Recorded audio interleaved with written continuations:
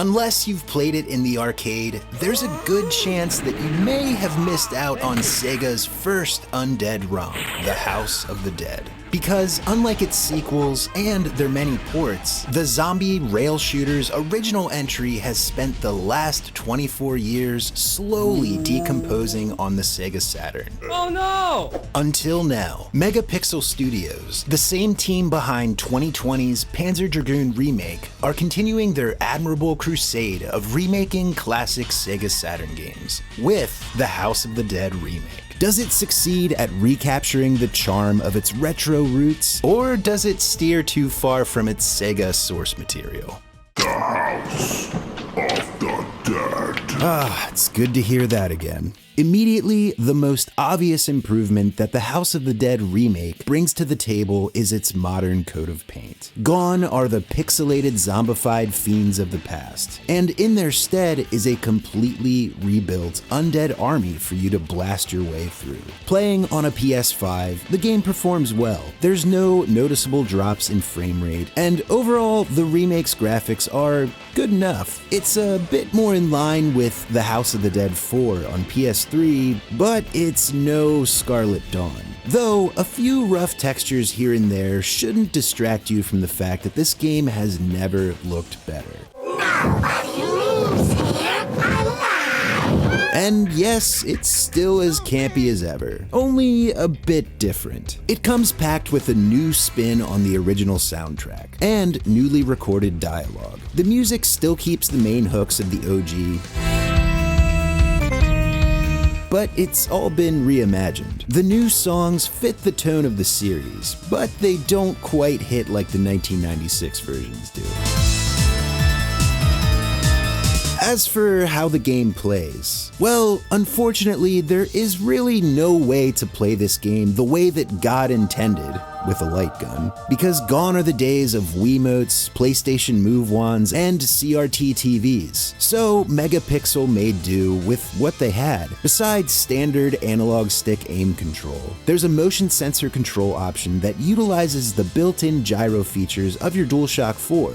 Or 5. After some getting used to, it kinda works. However, the DualShock sensors start to slowly drift almost immediately, until your hand will eventually be holding the controller like a zombie was just gnawing on it. Which is a shame because it is more precise when it works. You can easily recalibrate the sensors by centering your grip and tapping the square button. But here's a fun fact for you. The original House of the Dead is credited with the first appearance of a running zombie in all of zombie history.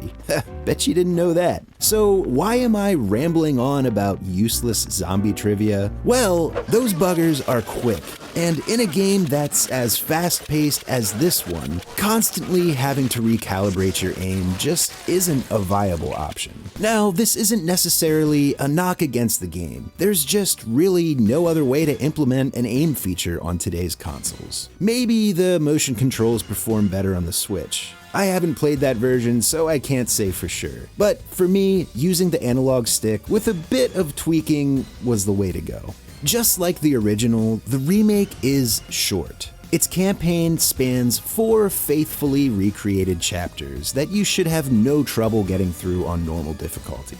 I completed my first attempt in just over 30 minutes. Now, don't let that deter you too much, because there are some incentives to go back for subsequent playthroughs. The campaign includes branching paths and multiple endings. There's also a new gallery included, where you can unlock character models and view your trophies. The most substantial new feature here is the game's Horde mode, which isn't what you might think it is. Unlike other horde modes in games like Gears of War, where you need to survive against waves of enemies, this is essentially just the same campaign with the zombie dial cranked up to 11. It's a more challenging mode that remixes the original in a fun way and adds some replayability. I could also see it being a blast with 2 players. Now, my favorite improvement over the original is how this game handles its high score system. It includes 2 different scoring modes, classic and modern. Both scoring models not only affect your leaderboard rankings and your ending,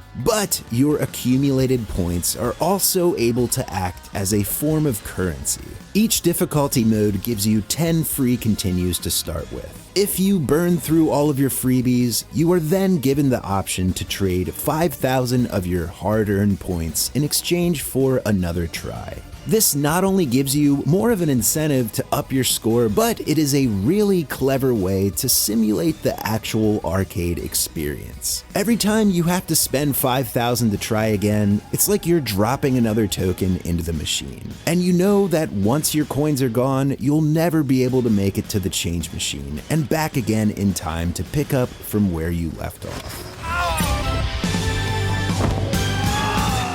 Back when the original House of the Dead came out, rail shooters were a dime a dozen. Now they're all but extinct. I found the simplistic goal of blasting through zombies for a high score to be rather refreshing among the current crop of modern games and heaps of indie Metroidvanias. The House of the Dead remake does exactly what it sets out to do, and for the most part, it does it well. Sure, it doesn't have endless replayability, so if you're really looking to stretch your dollar, the $25 cost of entry might be too much of an ask. Even though I thoroughly enjoyed my time with it, and I recommend checking it out for yourself if you're looking for something that is simple and fun. Plus, I'm more than happy to support the efforts of classic Saturn titles being remade. Thank you for watching, and see you next time.